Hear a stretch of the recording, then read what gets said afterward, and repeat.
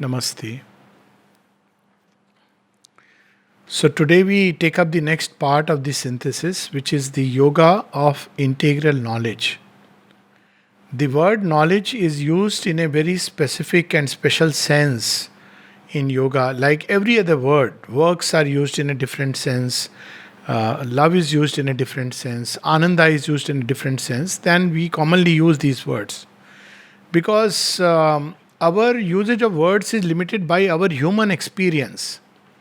So, when we use the word knowledge, our human experience is that we gather data through the senses, we analyze it, sift it, sieve it, and eventually we infer about what could be the possible cause or what could be the reality behind it. That is the way ordinarily knowledge is gathered. And as we gather the knowledge, we build systems of philosophy, systems of thought, even scientific knowledge. All this is gathered through this way. But yoga starts with the premise that there is a greater reality which the mind cannot reach. That's how the Ken Upanishad puts it. Yan mansa na manute yena hur manomatang tadev brahman tvam viddhi nedam yadidam upasate. So, and it's very logical if you want to put it like that there is one reality and out of which this whole creation has emerged, and in the process of creation, mind has emerged. So, mind is a product of that and not vice versa. Though to the surface appearances, people often say that God is a creation of the human mind because that's looking at things from below upward. But yoga says that there has to be one origin, which is logical. That origin having burst into billions of stars with so much of creation, which is mind-boggling, literally mind-boggling, full of wonder, full of beauty, full of surprise, and yet there is a directionality. It's not the work of just some human mind. We may use the word cosmic mind, but that's a different story altogether. That will be a different subject altogether. But yoga implies that there is a greater knowledge, a higher truth, which the mind cannot understand, but by which the mind can be understood. So it's not disconnected from the mind and the world, but by that, the world and mind can be understood better. So this is the premise. Then just like in the yoga of divine works, we turn all our energies which are in multiple efforts. From morning to evening, we are doing various efforts, from getting ready, going for office, in our various relationships, then doing certain mundane works, other kinds of works, ethical works, philanthropic works. All these are done with different motives. But in the yoga works, we turn them into one motive, and that motive is serving the divine, worship of the divine, adoration of the divine. So all works, the motive changes and shifts, and they are no more means for egoistic pleasure and satisfaction, but a means of serving the eternal. So also in yoga of knowledge, we see how our thought functions. Now knowledge is seeking of the mind. So mind seeks for knowledge. But our process and method is through the senses, gather the data, analyzed by the mind. And it doesn't require much intelligence to understand that the senses are very much flawed and imperfect and limited in gathering of data. So our very first thing is wrong. But that's how we build systems of knowledge. And even when the thought frees itself from gathering the sensory data, yet its observation of the world, its understanding is deeply flawed because we carry many inherent biases within us. Habits of thinking which are influenced by the collectivity, by religion, by various things. So, first thing which is required in the yoga of integral knowledge is, just like in works, we have to practice nishkam karma so that things which tie us to the extreme results. So here also we have to free the mind from all kinds of conceptions we have of truth. If we want to arrive at one reality, we have to free ourselves from all these conceptions in which religions and ideologies bind the truth. So that's why religion cannot find truth. It can only believe in it. So we can believe in a religion or not believe in religion, but it has already reduced truth to a limited formula, to a rigid dogma, to a formal way of thinking. And so also with philosophies and various systems of thought, ideological, etc. They cannot find truth because they have already put a bar between human understanding or belief and the truth. So we have to get freed from all this. That's why something like iconoclasm has its own place in this seeking for truth. Because we have to get rid of many of these things. Then on top of these conceptions, there are our inherent emotional biases. That's why Sri Aurobindo speaks of purified understanding. For instance, we want truth to be very comfortable. So we say God is, so loving and kind. And then when we see people dying, immediately it challenges our conception of God. And then we hastily draw a conclusion that, well, either God doesn't exist or He's actually unkind. Whereas what we should do is to try to understand His ways with the world. But because of the inherent bias, what if for God there is, death has no meaning and no reality? He looks at a much greater thing. But we, instead of trying to understand God, we want God to understand us. Well, He understands us very much and responds to that. But our heartstrings, which have drawn a figure of God, of the beloved, of the lover, that's why many people, when they read the Gita, they are completely flabbergasted when Shri Krishna declares Himself on the battlefield of Kurukshetra that I am the Lord of all existence. And then he says, I am Kala, I am time the destroyer. So people often ask, what is this? What Krishna is this? So there is first a description of Krishna in his totality. But here we have the secret in this one canto of the Gita, one chapter, there is the vision of the integral reality. In fact, if you look at the preceding chapter, Vibhuti Yoga, and this, when Shri Krishna appears as Kala. So there is the anabhivyakta, the unexpressed reality of the divine. And the second is when it expresses itself in time. So in the Gita's Vishwarup, there is the unexpressed reality which is all pervading, in which everything goes and out of which everything emerges. It is full of beauty and delight and it's Jyotirmay. But also it expresses itself in the dance of time, and on the battlefield it has expressed itself in the will of destruction. I am Kalosmi Bhava. I am the will to destroy these people. So, but we have these conceptions that God is only the savior. Well, many times He destroys to save. So that's His way. So this is how we have to free the mind of all these conceptions, these heartstrings. Similarly, our will, we want to, have a God who is the fulfiller of our desires. And indeed, God does that. That reality does that. But that reality can even snatch away from us even the last straw to which we are holding. As Sri Aurobindo says, providence is not only that's which saves me when all others have capsized in a boat. How conveniently we discover, oh, God was very kind to me. What about others? So he says, providence is also that which snatches away from me the last straw of hope, while all others are saved. So we have to have a very wide conception to start with, an integral conception of the reality. So what is that integral conception of the reality?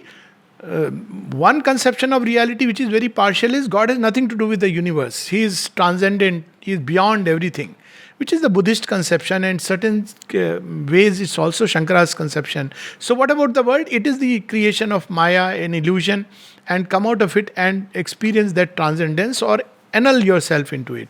Now this is a partial conception of reality. Indeed, He is transcendent. He exceeds all things. He is the original reality.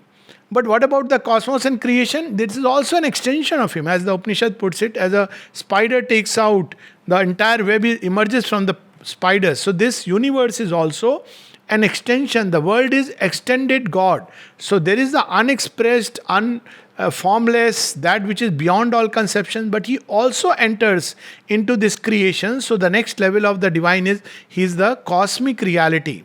So He is also the cosmos. He has become the cosmos. Now cosmos, unlike the transcendent, we see in cosmos everything is getting constantly in motion because cosmos is constantly evolving. The material scientists will tell us that everything is changing. It's a open-ended system. The positive entropy, if you want to put it in purely scientific terms, but it's only about the material world. And then in that process, from the one into the cosmos, we discover there is not one cosmos, but there are several layers through which the reality enters into the place. So we have the entire system of worlds, the levels of consciousness, all this is part of an integral knowledge. So we are not happy just by discovering the divine who is above and beyond and within, but also His entire play. When Sri Aurobindo was asked, someone asked Raman Maharishi that Sri Aurobindo speaks of coming of the supramental down So, what do you have to say? He says, but divine is everywhere. What is there to come down? There is no above and no below. Now, this is one kind of traditional knowledge, divine knowledge. It is a truth, but it's half the truth. So, Sri Aurobindo beautifully replied when the person asked him to comment upon it. There was somebody who would play the role of back and forth. Sri Aurobindo says, yes, yes, yes, the divine is everywhere, but he also manifests himself differently on different planes. For example, in the mind, one can have a realization of the divine reality. One can have, at the level of mind, the realization of a free and cosmic intelligence of the self. But it is not the realization of the self that one would have in the supramental purity. So there are several levels and layers, and there are several modes of working of the divine. But these are the three which we must, experience simultaneously. One is the transcendent, which is beyond everything. Then the cosmos, in which there is an unfolding going on, and then there is the individual reality. Then there is also another way, in yoga of knowledge, there is much talk about meditating and entering into samadhi. So, in traditional yoga, samadhi is a state where we again go from the waking to the dream world into that superconscious state, the purna pragya, where we lose ourselves. Now, Sri Aurobindo looks at it again as a partial approach, because when we enter into samadhi, we do not bring, there is no report of what about this world. At the most, people say that we experience bliss, we experience light, that too, very often even that is forgotten. But this world is one reality, there is no second reality. So the yoga of integral knowledge bridges this gap. How does it bridge the gap? So again, in terms of knowledge, we have this fourfold levels or fourfold ways of being of the one reality. Chatushpad Brahman. So one is the ultimate, which spoke about the transcendent. And then there is a state in which from the transcendent, there is a concentration, Chaitanya Ghan, a state in which all the great truths which have to be manifested is gathered within the Purna Pragya, that wisdom, ultimate wisdom. And then it is released into creation first through the series of subtle worlds. So these subtle worlds are called as dream worlds, Hiranyagarbha, and then it enters into the waking state, the Virat, the outer consciousness. So in Sri Aurobindo's yoga, one has to now, normally what happens when we withdraw from one into the another, we lose contact with the other. So when we enter into the dream worlds, it is called as Sabikal Samadhi, wherein it's like a person who is dreaming. When he's dreaming, he's not aware of the outer reality. Then comes the deep sleep, in which one has gone beyond the dream world, but one is not aware of the dream world. It's not that dream is not going on. Several things are going on, but one is not aware. Now in this yoga, because this entire thing has to be bridged, one becomes more and more conscious of that reality in everything, even in our waking state. So here the samadhi is not just in a state of indrawnness of trance, but samadhi is a state in which even the waking consciousness is aware of the Satchidanand. And Mother puts it very beautifully in number of her experiences. She says, when she would close the eyes sometimes, so people thought that, she's now in that state. And they would, sometimes look here, there, sometimes they look at the watch, clock. It's very difficult to stay all the time concentrated.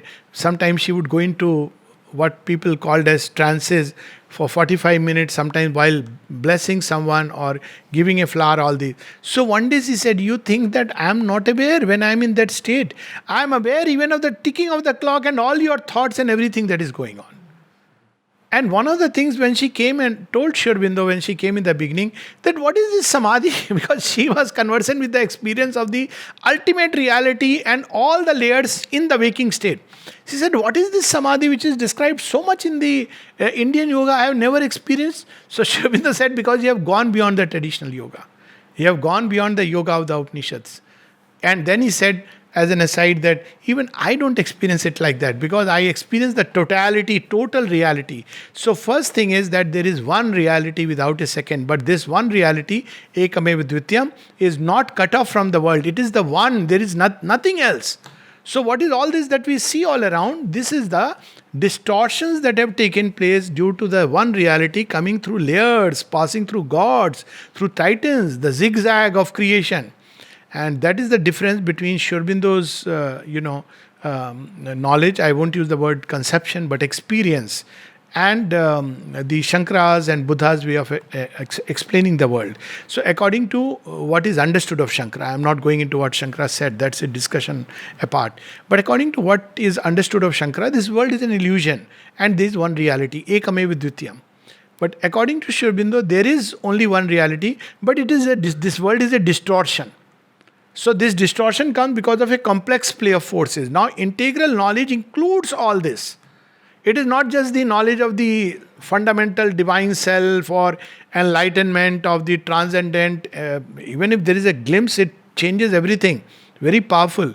But it is a knowledge of all the countless forces, not like one by one, but a comprehension of the play and its complexity, of the various ways in which divine is working in the world and behind everything, to see the divine play even in ignorance, even in the play of darkness. So that's what he uses the term that how these two are, one goes beyond the duality and sees the one everywhere in and everything. That's why the word used is oneness. So oneness is not something which blanks out everything. Oneness is, that's why it is not one but oneness. So oneness is to see the one in the myriad infinite play and movements of this world.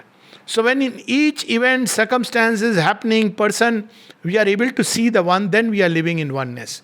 When behind the imperfect and limited human play of love, of intelligence, of works and will, behind all the striving, struggle, suffering, we are able to see how it is one reality. There is one love which enters the human channel and distorts itself. It's not one person loving another. It is the divine playing with himself through the power of love and connecting with this creation. It's not my power versus your power. It's one power which leaps in the tiger, which runs in the deer, which builds up the thought, which dives into the heart. This is but one power. There are no two powers. And that becomes this myriad play of powers. So that is the oneness towards which the yoga of integral knowledge moves. So how do we proceed toward that? The basic process is the same. Right now our thought is distributed into many things. If all the time we watch all the news of how many numbers, we can either count all the numbers of different kinds or we can go to the one. So the mind has to learn to this discursive intellect, as the Gita puts it, Bahu Shakhanam.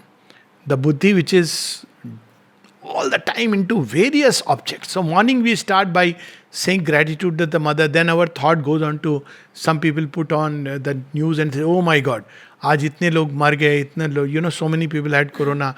Now from there they get a phone call, so the mind runs into another direction.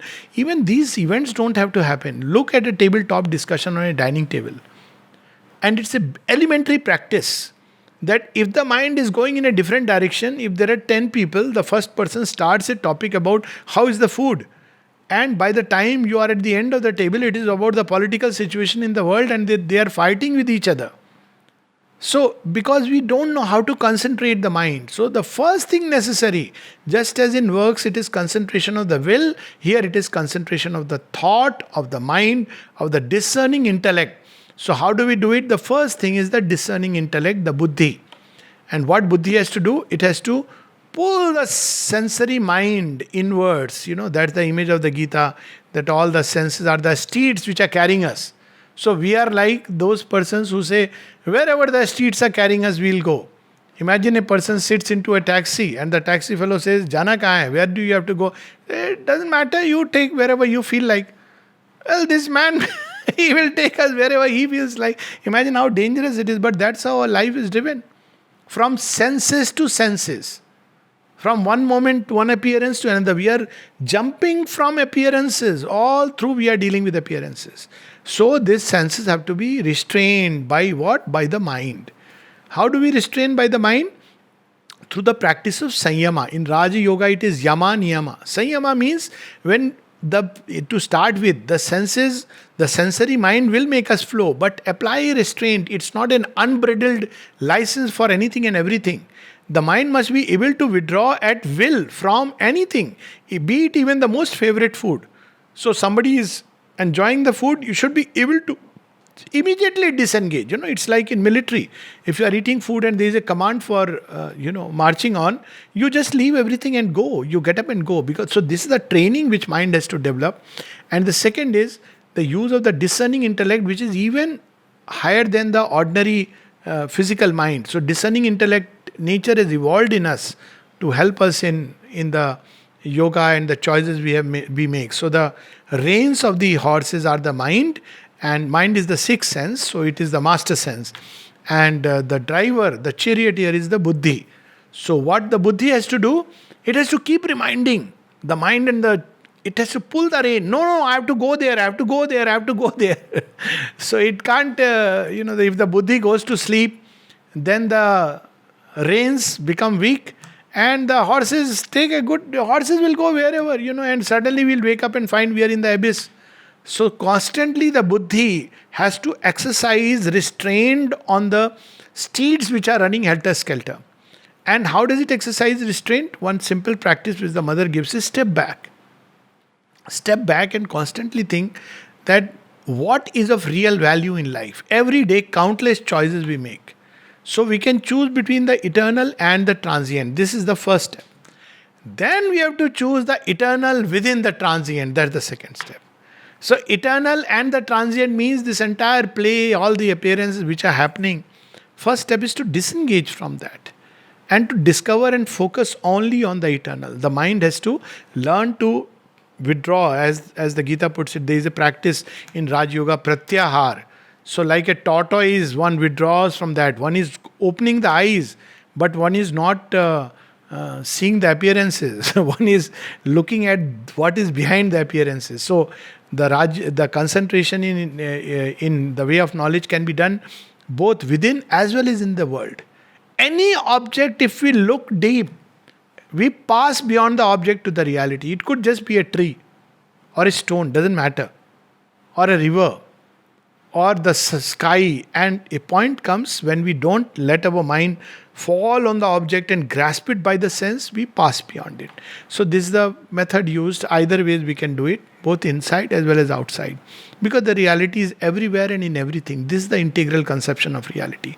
We can't shut God into a formula or shut him into a period of time, that this was the time when God appeared, the one and only time he appeared, the one and only book he created for all ages and all times. Certainly not. God would not be such a fool to do it, because he knows that humanity changes. So therefore we see that prophets, avatar, they have to keep coming. This is the beautiful thing about Sanatana Dharma. People often say that it has many books. Yes, of course, because Sanatana Dharma admits evolution. It doesn't say that mankind was born 5,000 or 2,500 or whatever year back in a particular desert land and it stopped there. It didn't grow anymore. So there is a point of time when certain temporal things are necessary. For instance, there was a time when children were taught, they had a list of do's and don'ts. That never included TV, that never included mobile phones.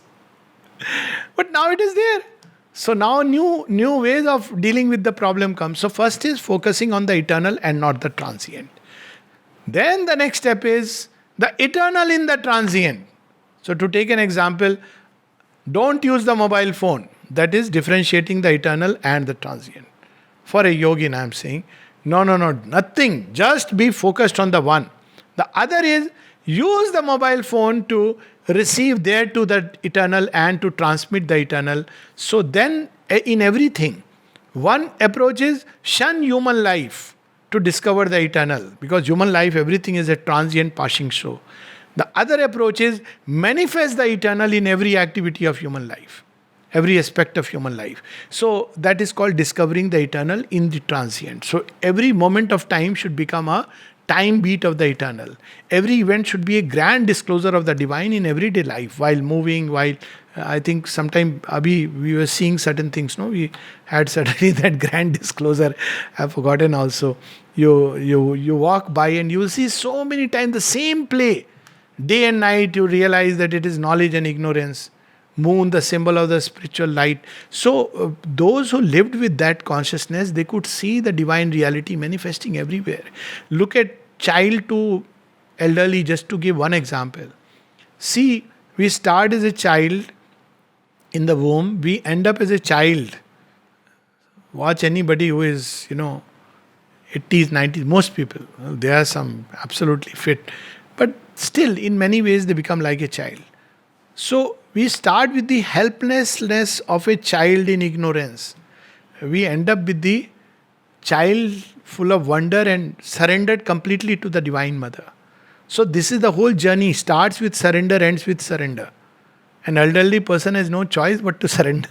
However, arrogant he may be, at the end he says that somebody has to look after me. So, but in that, if he is a yogi, he does it with this idea that all hands that tend me are hands of the divine.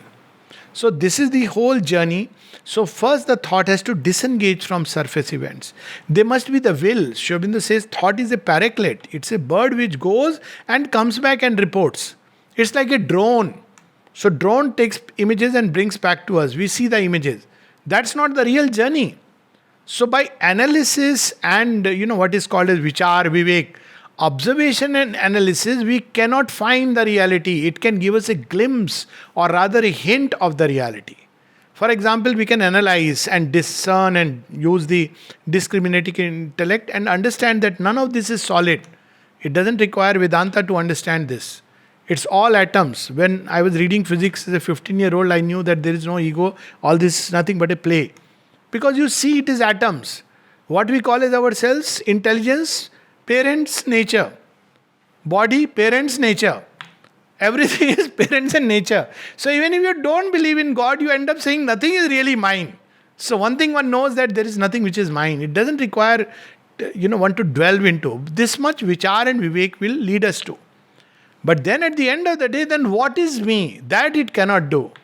It can take us to the foothills of the, magnificent divine summits. But beyond that, it cannot. So while it was easy to discover that there is all this that I experience as me and a table and, water, this is not the reality. But nothing could tell me what is reality. So I thought it's all nature.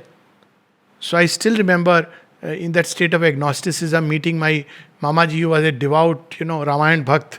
So nobody would answer my question logically. So when I went to him, I said, all this is nature, isn't it? This is the whole doctrine. He smiled and said, हाँ बेटा, प्रकृति है, लेकिन प्रकृति के स्वामी भी हैं. All this is nature, but this is the Lord of the nature. Now he didn't tell me logically, but it hit very hard because it came from a space of realization that if there is nature, there has to be a Lord of nature who governs these million activities.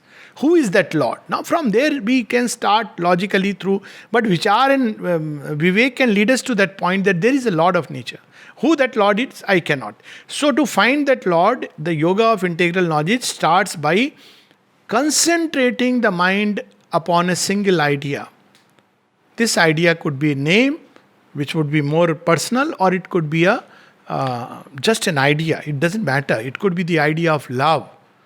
And then slowly we see, after a point when the mind concentrates upon the idea, lets the entire mental consciousness run around the idea, then a time comes when the truth of love begins to disclose itself.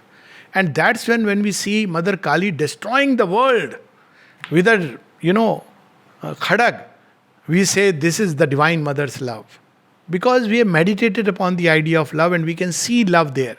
That's when we see Krishna standing in his, many-armed, many-mouthed and devouring the world. We say, this is love because you are cleansing this world of all that is dark and impure and paving the ground anew for a new creation. So by meditating upon an idea, it could be just the idea of the divine. So what is that idea of the divine? The mind needs support because when we use the word divine, it is still vague. So Sri Aurobindo says the idea given in the Isha Upanishad is the best. And the idea is God is in all is in God, and God is all. Now this requires, Atma eva bhut vijanata. Every little element, zarra, atom of existence is nothing else but divine in his outwardness. That's why he says in Savitri, this world is God fulfilled in outwardness. But again, the human mind can understand it ignorantly or with the true experience. So intellectual knowledge has this big problem. All is God. Okay, good. It doesn't matter whether I am Duryodhana or Arjuna. Now here we must understand there is the essential truth of God, which is same. It is not stained by Duryodhana or nor glorified by Arjuna. Suryo yatha sarvalokasya chakshu nalipyate chakshushay bahya dosha eko vashi sarva bhutantaratma nalipyate lok dukkhena bahya. Yes, it is true. But the divine in manifestation is many layered, many tired. Some places he is more manifest, some places he is hidden, some places he is distorted, some places he is covered, some places he is shining, transparent, and resplendent. So we have to understand the manifestation. And then we see that why Shri Krishna says in the Gita, among the Pandavas, I am in Arjuna. Among the Vrishnis, I am Krishna himself. Among the those with Paurush, strength, I am Rama. So this means that there is in this universe a graded hierarchical manifestation. That's what the Vibhuti Yoga is about. Vibhuti Yoga is not like I am everything, I am everything. That's how some people summarize the Vibhuti Yoga. Then we did not use the word Vibhuti Yoga. That is described elsewhere in the Gita when he speaks about Adhyagna, Adhibhuta, Adhideva. But here he is saying that in the entire manifestation, I bring out the best. I bring out the highest, the noblest. And then we understand even genius is an effort of the divine to break the mold of nature. So, wherever we see a preeminence of a quality, King Harishchandra, preeminence of a quality, where he honors his promise to an extent where he is willing to lose everything but not give up on his promise. Or King Shivi, where he, is willing to sacrifice everything. For that matter, even Bhishma, he stands steadfast on what he believes in. So all preeminences, and of course Arjuna, the skilled scion of the Pandava family, all these preeminences are nothing but the divine in manifestation. Vasuki, what is the ultimate, story of serpent? Serpent is the serpent of evolution. That's why serpent is the middle link between water and the sky. He is the one through whom one day it will fly into the sky. So serpent is the symbol of evolution, but its ultimate origin is Vasuki. So Shri Krishna says, among the serpents I am Vasuki. Not the Indian Naga, not the black cobra. Vasuki. Nobody has seen him, but he is everywhere in the world. Behind him is Shiva. So this is how he reveals that in everything there is the divine, not only as an essence but in manifestation. That's why the Vibhuti Yoga. And in manifestation he is bringing out constantly the best. So then we understand this play in the world. What is this play in the world? Shri Krishna reveals that it is Lok Sangraharth. It is the moving forward of the march of civilizations. Now you see, we can see the divine expressing in a beat of time. We can see him in the entire march of civilization. We can discover him in an atom of existence, a nucleus and the dance of energy swirling in space. He is there in that atom. We can see him in the vastness and the drifting of the galaxies, the same dance going on. So this is how this integral knowledge begins to develop in the seeker, provided the mind is enamored of the eternal and no more glued to all these events on the surface. So we have to make a choice. It's not like, oh, no, people are dying, this is happening, that is happening, we must do this, that. Then do this and that, and whole world all the time is doing this and that. But what is this that has become that? This we must discover. So idea, the mind can concentrate upon the idea. Concentration is the key here. So it could be the idea of an aspect of the divine or the divine himself, that God is in all is in God, and God is all. So this way, when we start living life, it begins to change it has practical implications. Imagine somebody is living with this idea that God is in all. Will he ever hate anybody? He may engage in a fight, like Arjuna and Duryodhana. He may say that, well, I am on this side, Arjuna and Karna. So come, let's have holiday of a fight. But he will not say, oh, I hate Karna, he is such a horrible guy. No, he will not say that. He will even appreciate him. Oh, poor fellow, why are you standing on the wrong side of history?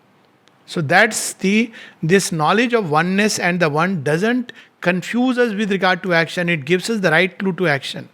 So that's what Shri Krishna again reveals into the Gita. In the Gita, first it speaks about Krishna Krat, and all the karmas have to be done in that state. And it would imply sometimes there are sides, sometimes there are different aspects you have to choose, but we never lose sight of the one and the oneness. So that should be the concentration on the divine. Or the second possibility is mind may completely concentrate not even on the idea of the divine or an aspect of the divine, but just on the eternal. And that's what some people enter into eventually, Nirvikalp Samadhi, done with everything. But it's very difficult and it requires a certain degree of withdrawal from the world, but it can be done. And the third kind of concentration which leads to knowledge is to witness this entire play. Then we see how much we are bound by habits, not just habits of the body, but habits of the mind. Even illness, Mother says, even death is a habit. So, when the mind is liberated from the physical body, because we realize I am not this body.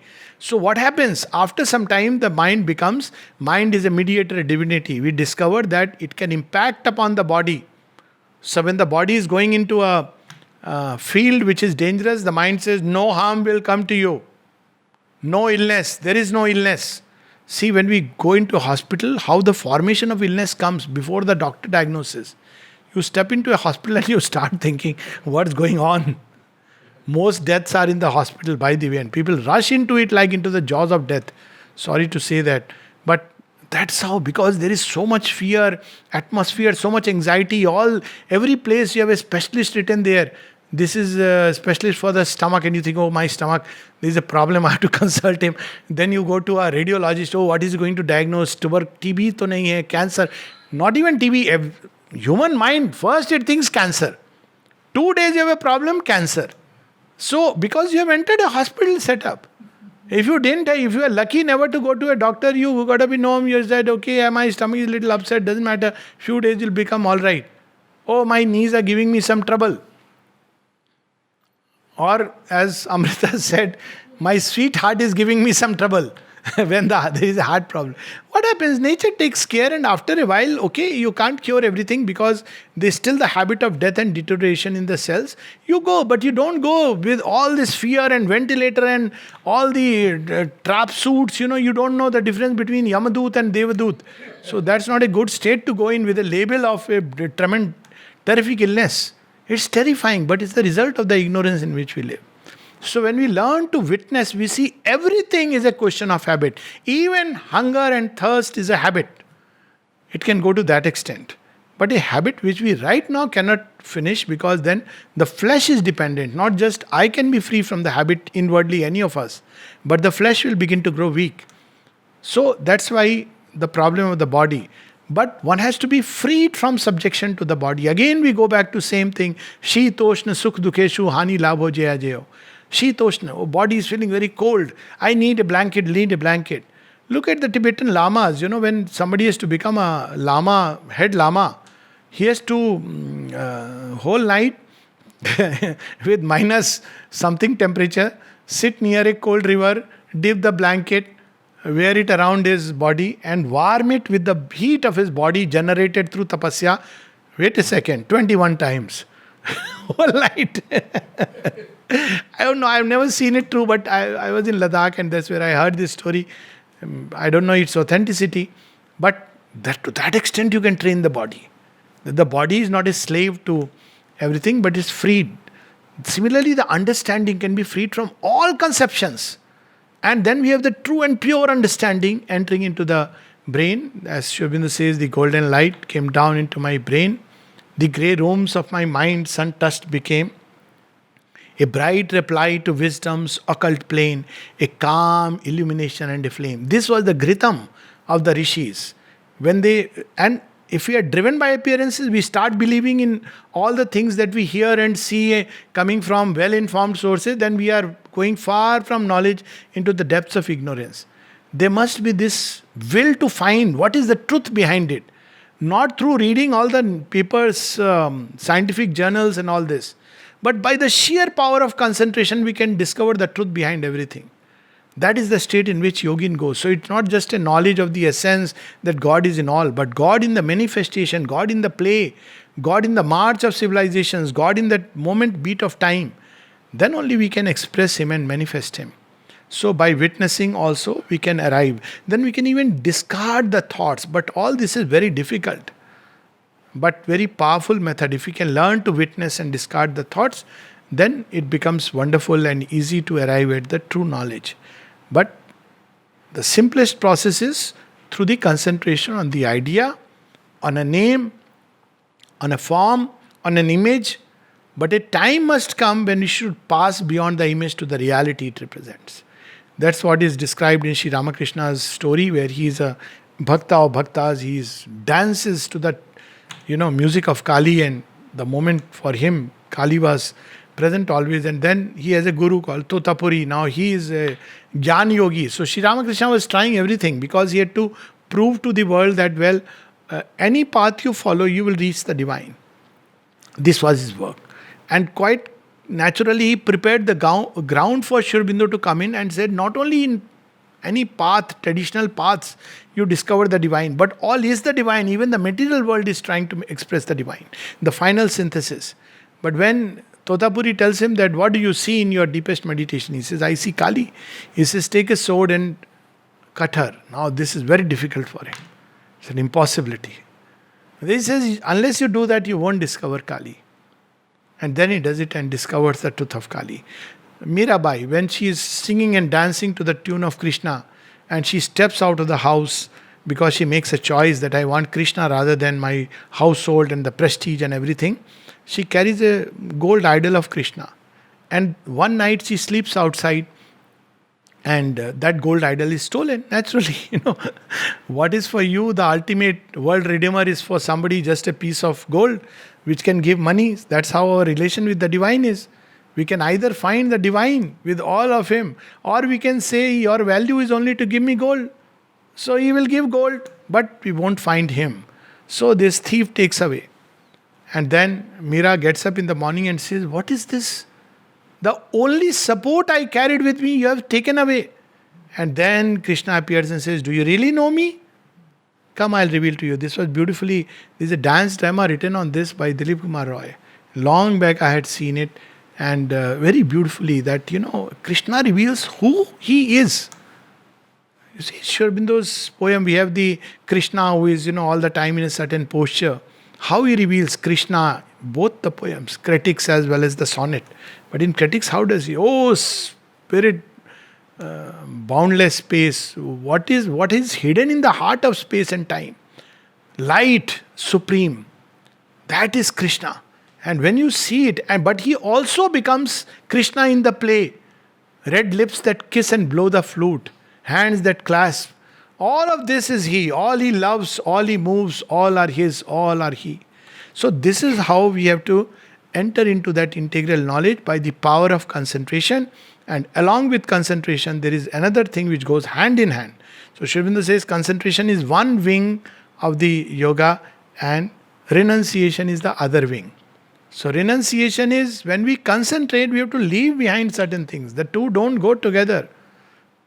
So just as प्रेम गली अति सांकरी तामे दोमन न समाई, जब मैं था तब हरि नहीं, जब हरि तब मैं नहीं. This duality will present at every stage. And what is the knot of that duality that has to be cut is the ego sense. In the yoga works, we do it by saying, I am not the doer. Here, I am not this little limited personality which people know as Mr. So-and-so. People are very eager to have their names. I don't know, God knows where all. Till one day the name itself. So this is how one has to go beyond all these names and forms to discover the one eternal. So renunciation means all supports of egoism, all that strengthens the egoism, all that pampers and flatters our ego self, all that panders to the ego, all that satisfy my feeling of ambition that I am someone or something. We can be either someone or something, or we can be one thing and one. So this has to be left aside. This is nothing to do with external renunciation. We think of renunciation as something outward. But renunciation is by its nature an inner process. Tyaga, not sannyasa. Sri Aurobindo says that. And he says that how subtle a thing ego can be. That people unconsciously put on the dress and the garb in a certain setting which people think will be appreciated. So there are places where they'll put only white. Why? Because suddenly you are catapulted to the level of a yogi. Or you have to wear dhoti of a certain color or garb of a certain color. Well, it could be your dress or uniform of service. But very often it is done to project that one is something or someone. So this renunciation, the ego can come everywhere. Or Sri Aurobindo gives the example in renunciation of Lord Rama. That when there is, Rama is renunciate of the renunciates. Look at him. That's why Shiva loves him. Who could just abandon a kingdom at just one moment and walk away for 14 years? And for the sake of the Raj Dharma, even leave aside his wife, knowing that he will be, all his generations will tell him that you are not God. But there is something else. Who can risk his whole life to challenge the army of the mighty Asura? So, typical renunciate, sannyasi would have said, what is there? Neither I have a wife, nor I have a kingdom. Kingdom I had left, wife I had to leave. Good riddance. The Asura has taken away. Such is God's will. Let me do Bhaj Govindam, Bhaj Govindam, Bhaj Govindam, Mudmate. No, Rama doesn't do that because he's a renunciate. He is a true renunciate. He says, no, the action will not be guided by any personal preference but by the dictates of the eternal. The will within him that has developed is to slay the Asura. So renunciation is not outer renunciation but an inner renunciation. The one who follows this path is bound to arrive at an expanding knowledge of the divine, not only within, above, but in the entire cosmic play, even within the individual life unfolding itself in manifold ways. So I'll just read a little passage from Sri Aurobindo and then we can, okay. So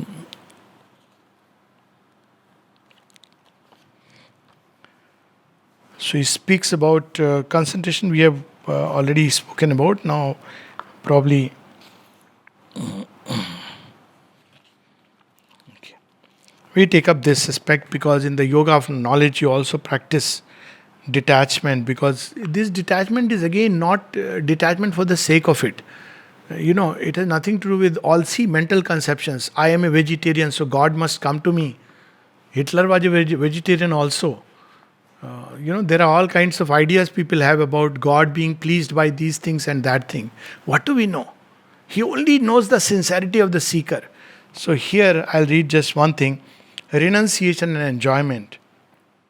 It will be seen that the scope we give to the idea of renunciation is different from the meaning currently attached to it.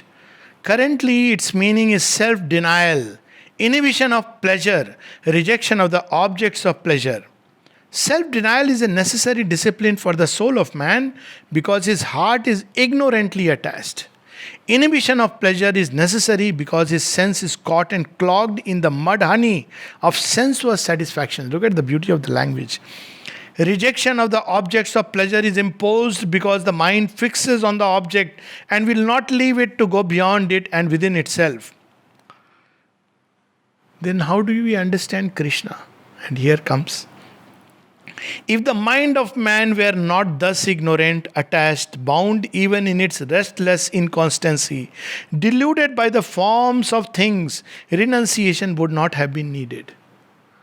It is the problem is of ignorance. The soul could have traveled on the path of delight from the lesser to the greater, from joy to diviner joy. At present, this is not practicable. It must give up from within everything to which it is attached, in order that it may gain that which they are in their reality. The external renunciation is not the essential, but even that is necessary for a time, indispensable in many things and sometimes useful in all, when crude natures require it. We may even say that a complete external renunciation is a stage through which the soul must pass at some period of its progress. It's a stage, not the last word. Though always it should be without those self-willed violences and fierce self-torturings which are an offense to the divine seated within us. This renunciation is not like shrinking. Tato na vijugupsate. The one who has realized the self does not shrink from anything. It is very gentle. Okay, we can leave it without violence. Okay, I will not fast.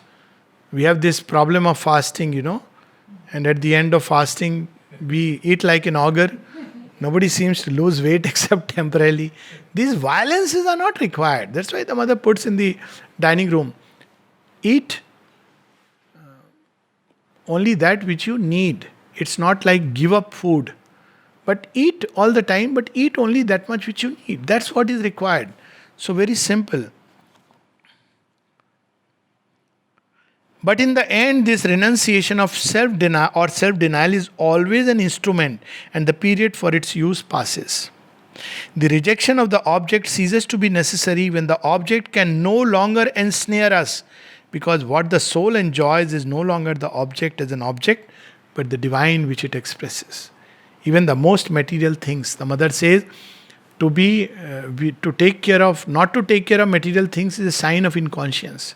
We must take care of them not because we are attached to them, but because they contain within themselves the consciousness, the one consciousness. See how much this knowledge can go into making this world a better place. It's when India forgot the Gita and took to this kind of Vedanta where, renunciation means leave everything and walk away, that India fell. But look at Shri Krishna's renunciation, Tyaga. He asks Arjun to engage in a battle.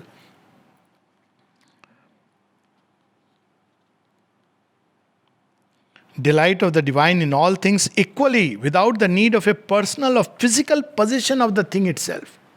It's not mine, it is today with me. Use it divinely. It may pass on to other hands. Let it go divinely, with freedom. It's field when the soul no longer claims anything. This is mine. Even there are people who, when they print their books, they ask, how is my book doing? Nothing. What is yours? Mother was against intellectual property rights.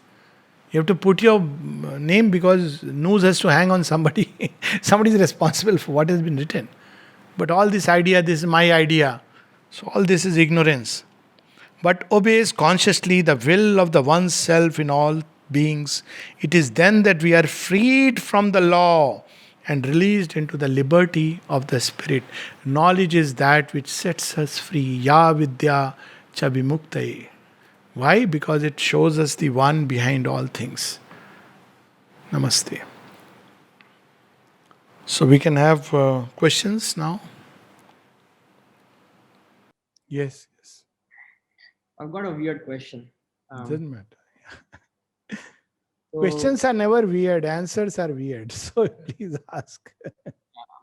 so while you are so I have had that thought before. So I was just while you are explaining the one and the eternal, and every atom and stuff. So I was just imagining myself, or just a human body, which kind of over a period of time it shrinks, and eventually it gives up. And I was imagining, the whole conception of oneness. Probably the body goes into the fire, and the soul goes up. It comes again. Um, so how does that relate to the knowledge that we have all heard in the shastras and all, that the soul keeps learning? How does that fit in terms of the integral knowledge and Okay. pure concept? Yeah. So the problem with the traditional understanding is that the soul enters into this creation, which is a snare, and then at some point it discovered that I am in a state of snare and deluded and wants to go back to the eternal. Now, obviously, that makes no sense. That why would it start the adventure? Why would it get into all this cycle through a very long, painful process? It has to rediscover what it already was at the beginning. It gives a lie even to God Himself, and God's intelligence becomes questionable. So now the purpose of the soul is basically this world is the manifestation of the divine, the delight. So now to manifest the divine, the one has to become many. Now each soul is a portion of the one. It knows, it holds within itself delight. That's why it is sometimes described as eater of the honey. It can turn all experience into delight. It is the carrier of truth, Satyavan. It knows this truth and it lives in that state of delight. Its nature is love. So it's always full of Madhuram Madhuram. But when it enters into the field of nature through which it has to manifest, it is not that in one go it can release this entire darkness into the state of the supramental truth or the divine manifestation. It is intended to be. It has to be step by step, because if it is too sudden, there will be no manifestation. The other day, I was reading this Sufi story somebody had sent, the sun and the cave, where the sun went in the cave and darkness vanished. But that's not what we want. We want the darkness to be illumined progressively, so that the cave remains and it becomes a beautiful cave. Otherwise, if everything vanishes, then there is no creation. So this is a process through which forms, which are the units of manifestation, as you beautifully said, the human body. Look at the journey before the human body. Atoms coming together, material world, living world, plants, animals, and human beings, and within it the soul. So this entire journey is to manifest something of the eternal little by little, but still it is very veiled, very partial. But in human beings, the difference that takes place is human beings at a certain stage can discover the will of the eternal and consciously try to execute the plan. So we can take the example of the person who is right at the bottom of a company, or let us say the electrical whole setup. So there is a person who is the mechanic who comes and sets right. When the fuse is gone, he puts the wire and sets the fuse right. Even that people can't do, correctly. But at least there is, because they don't have the knowledge what it means. So they know that wire has to be changed. Right up to the man who knows about electricity and knows that the entire system is faulty. We can draw electricity from the sun. So this is the difference. So, but initially these steps were needed for the human mind to reach a point where it knows that we can have panels, get the electricity from the sun, and light up a whole village. So this is how the journey goes. The soul develops and learns and grows, not just to discover that it is a portion of the eternal, but more importantly, why it has entered into the play, and that its entry is to express the delight, the truth, the sat, the chit, the force, the will, the consciousness, the wisdom, and the ananda of the eternal in manifold ways through form and name, and what we call today is the appearances. The appearances too must change to express the truth. So once it knows it, then it is free inside, liberated. But it enters into the play now with this full awareness. So it is this missing link in traditional understanding which, makes a whole hodgepodge of our, what is this worldly life, what is that other worldly life. The moment we understand the world is God fulfilled in outwardness, then we understand the purpose of our soul. So the integral knowledge reveals to us in everything.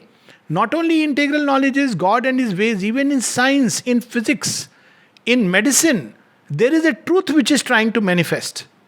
Now the moment the soul is open to this truth, and I could take countless examples, practical examples, but paucity of time. Now, for instance, healing. There was a fight going on between Ayurveda and allopathy and all that. Now, it's very interesting to see that nature works along several lines simultaneously. It's like when a house is being built, it is not just brick and mortar and cement. There is the electricity, there is the plumbing, and each has its own place and own role. So when we look at the way this grand architecture of this world is being built, then every knowledge, the sciences, what is the role of sciences?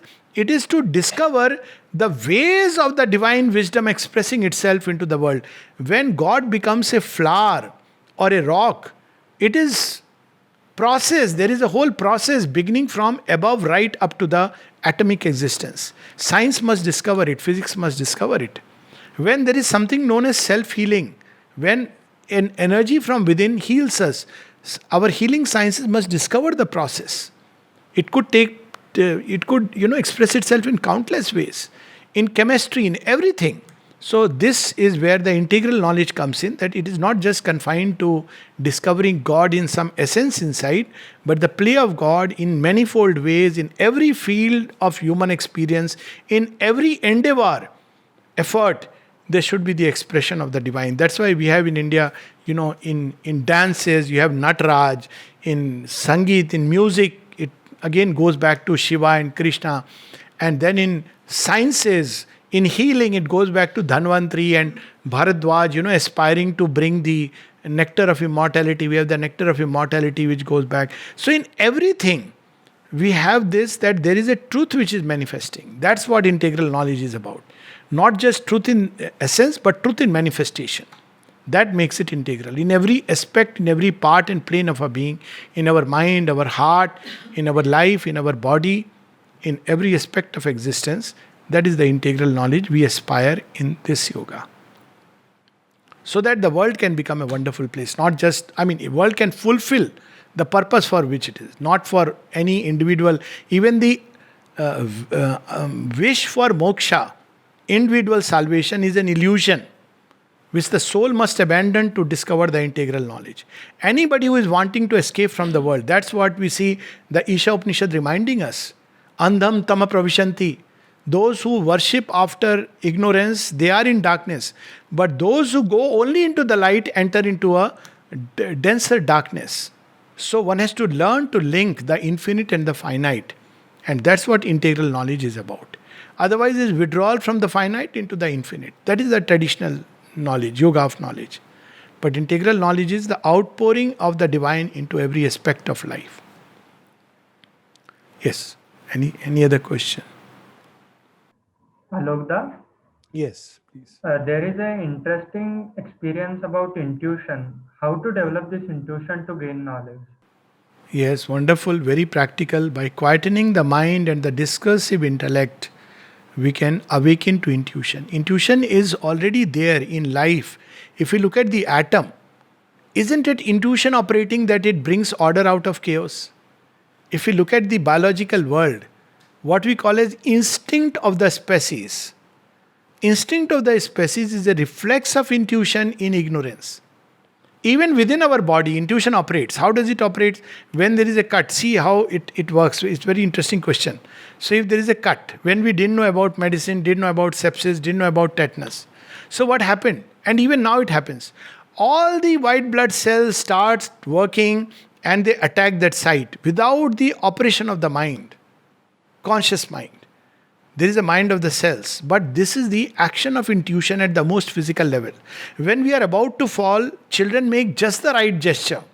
So, what comes to hinder our intuition is the development of this rational discursive intellect. It is a stage which has come, and I am not denying its usefulness at a certain stage of evolution. When we are climbing out of the animal toward animal nature mind to the divine intuition, we have to go through the rational intellect. That's how we organize the animal consciousness. But to develop intuition, this rational mind has to learn to keep quiet. That's why we see the typical setting of the guru and the disciple, where the disciple is, full of, but so and so has written this, but so and so has written this. So at some point the guru asks, but do you want to know all that, or do you want to know the one reality? So the more the mind becomes quiet, so all the practices of idea, concentration upon an idea, renunciation, various preconceived notions, all the various opinions, systems of thought, it has to leave them aside. And then it has to concentrate on discovering this knowledge. Now, in the course of trying to discover the divine, intuition is the first thing that will come automatically. What is intuition? Intuition is a ray from that sun. One can stop at intuition or climb through the rays to the parent sun. When one stops at the intuition, then one lives in the Vedic heaven, Swarlok, which is formed by the rays. Life is beautiful then, because we can see intuitively the gods play in this world. But that's not yet the supramental. So when we make the mind quiet, peaceful, calm, through various means, through the practice of equanimity, through nishkam karma, by focusing the mind on the one eternal, by stepping back, by becoming a witness, by quietening the discursive mind which is all the time galloping from one event to another on the surface phenomena, then the mind at some point begins to fall quiet, because it has been trained now to seek the eternal. And when it turns thus inward and upward in search of the eternal, it automatically discovers the intuition which was always within it. So quietening the mind through various processes, bringing peace into the mind, opening to the light above, seeking the eternal, automatically intuition will begin to develop. Thank you very much. I think there's a question from Vesa. I don't Yes. believe I met him when you were here in Melbourne. Yeah, yeah, yeah. Please go ahead. Vesa, you can ask. Any. Yes, I can ask. Um, I'm curious how the works of Abhidivana Gupta, Ksema Raja from the Ah. tantric masters, how they have influenced the philosophy, works, and realization of Sri Aurobindo. I'm curious about this and would like to hear. Yeah. So there are some correspondences between certain aspects of traditional teaching and Sri Aurobindo's teachings. And very often people speak about Abhinav Gupta because he brings in this element of what today we know as the Visishtadvaita, which comes very close to understanding creation in the light of this greater knowledge, wherein we don't negate the universe. So Abhinav Gupta brings in a synthesis of Tantra and Vedanta. I don't claim to know all about Abhinav Gupta, but the little that I am aware of him. And therefore, it comes close to reconciling God and nature. Now, this aspect is very beautifully runs aligned to, in a way, to Sri Aurobindo. Sri Aurobindo himself was not influenced by that thought because he went through his own realizations. In fact, even the Vedic thought, after realizing, he discovered in the Vedas, which he says himself, that oh, there is somebody who can psychologically explain it.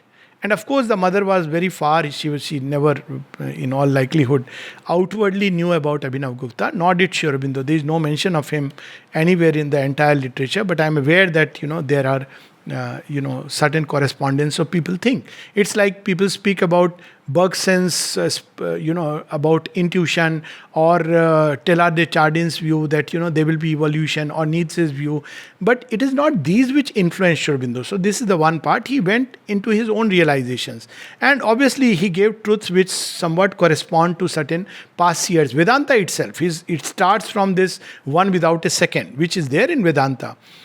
The other aspect, what is different is, that though there is a understanding about the play of energies and the one self which is behind, but what is missing is the purpose of manifestation and its entire evolutionary journey.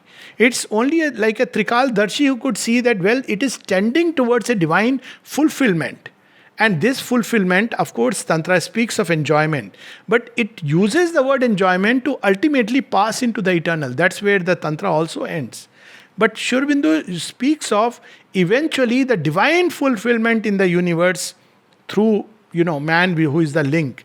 And of course, the coming of the new race and the next evolutionary step. So all that is not there. But yes, the thought runs up to a point very close and parallel to Sri Aurobindo's. They didn't know each other in terms of time, but surely truth is one, and different people have received it at different points of time in a similar way.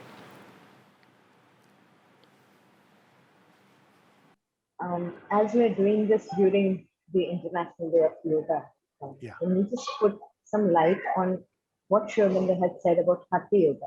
Because now, as we see, the yoga and life. So basically, the principle is the same, that anything within us can become a door of entry toward the eternal. So in Raj Yoga, it is through the mind that one, breaks the habits into which the mind runs, and through Yama and Niyama, and by concentration, it arrives at Samadhi. This is the Raj Yoga. It also uses certain practices of pranayama. And then in Raj Yoga, in classical Patanjali Yoga Sutras, we also see mentioned about asanas, which is a preliminary to finding the divine. So there are two ways of looking at Hatha Yoga. One is that it is a preliminary preparation. That's how most people use it today. If the body is restless, if the life energies are restless, even if the mind wants to concentrate, it cannot concentrate. So it's important to make the body quiet, still. Though in Sri Aurobindo's yoga it can be done through other means, but I am not going into that, but basically Hatha Yoga. But on the other hand, Hatha Yoga in its origin, not Hatha Yoga as it is practiced today, because that was a time when people were Deha Chinmay. They were so conscious of the body in all its aspects, and they had the time, fortunately, not like the hectic life of today. So they discovered ways and means, the points, the marmas, through which this energy within the body could be concentrated. So there are points in the body through which the life energy rushes into the physical system. So they found the ways and means how this energy which is concentrated within the body and lost in matter, matter is the last end point, how to awaken it by concentrating upon these points and tearing this shell and releasing this energy into the life worlds. And from there they could take it upwards through pranayam and the Kundalini Yoga. So principle was that there is this tremendous energy involved in matter which has to be awakened. And they use these points of concentration. So if you see any asana or bandha, if we really focus our consciousness onto the physical spots, we'll see there are spots where there is a strain, not strain in the way we understand. I mean, it should not be done in a state of strain, but gradually we can increase it further and further. So these straining points are the points which are regarded as in modern parlance we use the word acupressure, but they are the points through which the life energy through the nerves is entering into the physical body and getting lost into the physical processes. So through Hatha Yoga, one can start releasing it by impacting those points and opening the doors to the universal vital energy which is all around. And many Hatha Yogis would stop there because it gives a lot of siddhis. All the anima, garima, laghima, mahima are result of this kind of opening into the universal vital. But it can even aggrandize the ego. So these are the dangers of just stopping it there. That's why Patanjali says this is the preliminary preparation. Then you have to pranayama, this tremendous energy. How do you regulate it? So you have to yama, literally is to further channelize it. So you have yama and niyama through which this energy is channelized. You have the pranayama process, breath, through which it is regulated. And then finally the mind, this energy feeds the mind to merge into the eternal. So standalone Hatha Yoga would not really, it would create a very powerful being. But, that powerful being could be asuric or godlike. So the right way is to use Hatha Yoga, those who want to use it. In Sri Aurobindo's yoga, it's not necessary, except those who want to really do it, it's fine. There is no nishedh in Sri Aurobindo's yoga. Some people prefer Hatha Yoga, some people prefer to take a walk or other exercises, but with the right consciousness. And most importantly, when the spiritual consciousness descends, it automatically makes the body still and makes the breath a subtle stream. That's the way in Sri Aurobindo's yoga it works. But anyways, Hatha Yoga is good because it gives the body also health and vitality, youthfulness, disease-free state, which is important to, even life. Leave aside finding God, but even in life. But what we practice today is not the classical Hatha Yoga. We are practicing asanas which are good enough to regulate the life energy, the prana which gets blocked, and because it gets blocked, there is illness, as pranic healers know very well. That's because of congestion or depletion of life energy. So when we do the asana and the pranayama, we allow it free circulation. Today we are doing only that much in the practice of asana and pranayama. But Hatha yoga means union with the divine. That requires hours and hours. I know one Hatha yogi used to be in Bangalore who would do 8 hours sustained Surya Namaskar. Because then energy being released from matter and released into the divine, that requires tremendous effort. So what we practice today is good for, as a preliminary step for being healthy, even quietening the mind to an extent, and then using the mind for higher purposes. But Hatha Yoga, where only the body was used for union with the divine, to give it longevity, everything, it was a very elaborate and very, very complex practice. But even then, because the cells were still formed in the old animal way, it would not grant immortality to the body. But it could prolong the life for those who were keen only on the Hatha yogic process to a long, long time. Sri Aurobindo uses the word Dhruv practiced it, the old Lemurian kings, they are the ones who practiced the Hatha Yoga. Ravana practiced, Hiranyakashipu practiced Hatha Yoga. So you will often see him sitting in one posture for many hours, standing on one leg. So that is the kind of original Hatha Yoga. Namaste.